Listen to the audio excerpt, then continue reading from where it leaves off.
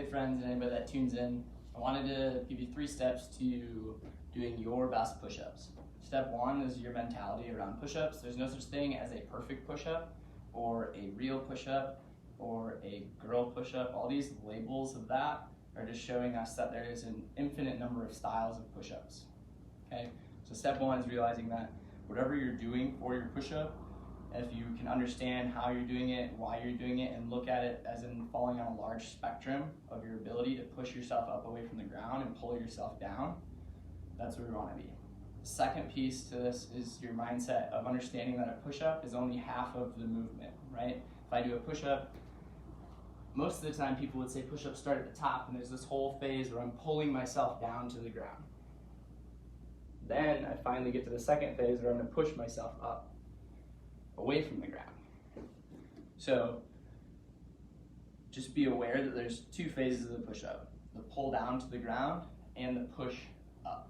So we have the top position where my arms are straight and the bottom position where my arms are bent. The goal of a push-up is to maneuver and support your entire body weight in your hands, right? On the furthest end of the spectrum, somebody who's a really advanced gymnast can put both hands on the ground and hold their legs off of the ground behind them. Can't do that. But what I can do is I can show you how to practice moving more and more of your weight with your shoulders in a good position. Step 2 here, after we get past mindset and understanding of the push-up and what it is, would be understanding what your shoulders can do on a basic level. I'm just going to call these movements that the shoulders can do by the names of which they are, and then by a simpler term. I like to think about things with pushing and pulling, okay? So you have the start position for the push-up, and we're starting from the top. Arms are straight, and you're in a plank. And all you're seeing, if you can do, is push with your shoulder blades. It's called protraction. So my shoulder blades are pushing away from my spine. And then retraction is the opposite. So can I move my shoulder blades towards my spine, pulling them together? Protraction is pushing, retraction is pulling. Protraction, push, retraction, pull. And you'll notice my arms stayed straight the whole time I did that. You can do that with your legs straight. You can do it in a full plank, modified plank, right? You can even step your knees forward and do it in a tabletop or a crawling position. But you're working on protraction and retraction. What does that have to do with a push-up? If I'm doing a push-up from the top down, when I start to lower down, I want to move my shoulder blades, retract them and pull them together. And then as I move to the ground, they stay there. When I press back up, they stay there as well. So I keep my shoulder blades retracted, press back to straight, then I protract, spreading my shoulder blades apart. So part 2 is understanding protraction, retraction of the shoulder blades in the start position at the top of a push-up. We're starting from the top, and then in the bottom position. So if I come down into the bottom position, and then I'm trying to get my hands back a little bit, and so I get weight in my hands. I'm going to practice protraction, which is pushing the shoulder blades forward, retraction, which is pulling them back, protraction, retraction, and then I'm seeing if I can press up with my shoulders retracted, then press the shoulder blades apart. Step 1 was mindset and understanding that a push-up is actually a pull down to the ground and then a push up away, and that there's an infinite number of styles. Step 2 is understanding protraction and retraction. Most of us will find that keeping our shoulders retracted in the bottom position, or as we pull ourselves down to the bottom position, we find that very difficult. So this is protractions pushing, retractions pulling. As we lower down, we see a lot of this happening. And then my shoulders are stuck like this in the bottom position. And this isn't a really position I would want to hang out in all day. So step 3 here is, again, understanding that any style of push-up you're doing, as long as you understand why you're doing it, what's going on, and how to do it, you are progressing further than somebody who keeps trying to do a real push-up or over and over and over again.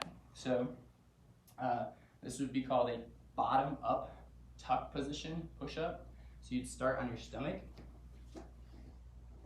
So I'm in the bottom position. I'm going to tuck my heels to my butt as tight as I can. And then I'm going to work my protraction, which we try to stay away from in the bottom. We retract. And then I can arch as much as I need to. I just try and keep my heels squeezing towards my butt. Press up to straight arms with my shoulders retracted, and then protract them. Then I can bring my feet down and come to the top of my push-up. On the way back down, same thing. I'm gonna bring my knees down. I'm gonna tuck. And then I'm gonna see if I can retract and pull myself down to the ground. Protract, retract. I'm gonna tuck, stay retracted, press up. Protract at the top. Then come all the way to my top of my push-up.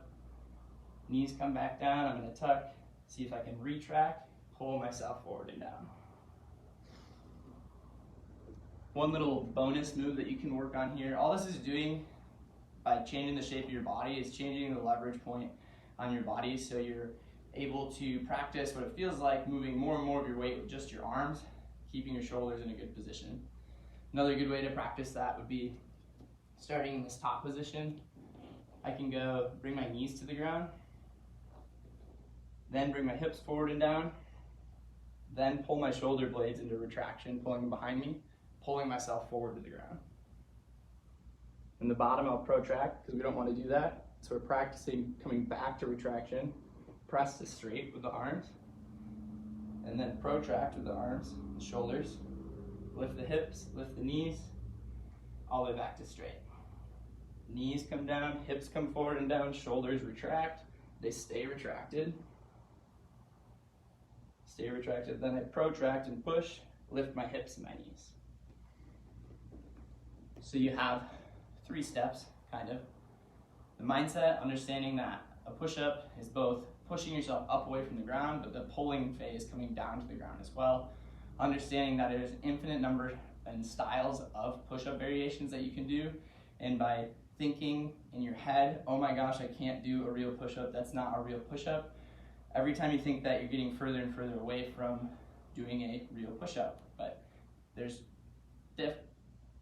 dozens of different styles of push-ups, variations. Just the names real push-up, girl push-up, modified push-up shows us that, right? Step 2 is understanding protraction, which is pushing forward with my shoulders. Retraction is pulling back. You can practice that any time of day. And then understanding how to do a bottom-up push-up in a tuck position. So I tuck, retract my shoulders, press up, protract, come to the top of my push-up. Tuck, retract, and come down.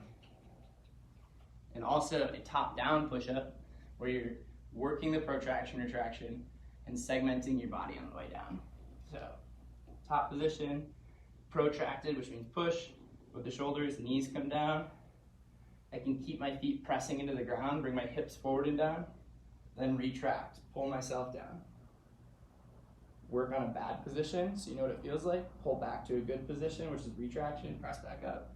Lift your hips, lift your knees, back to the top position. Anybody who's checking this out, I challenge you to take a 3-minute interval time frame and do push-ups for 3 minutes. Take breaks as you need to. Don't hurt yourself, you know? Take breaks as you need to, 3 minutes of push-ups, taking breaks as you need to. Record the whole thing from a front view, so facing this way, and then from the side view,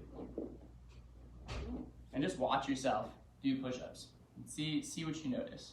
You want the shoulder to be the primary mover, and what we see a lot of is the elbow moving, doing a lot of moving, and the ways I just showed on how to do a push-up will help you learn to move your body with the shoulder as the primary mover instead of the elbow or the back or anything like that.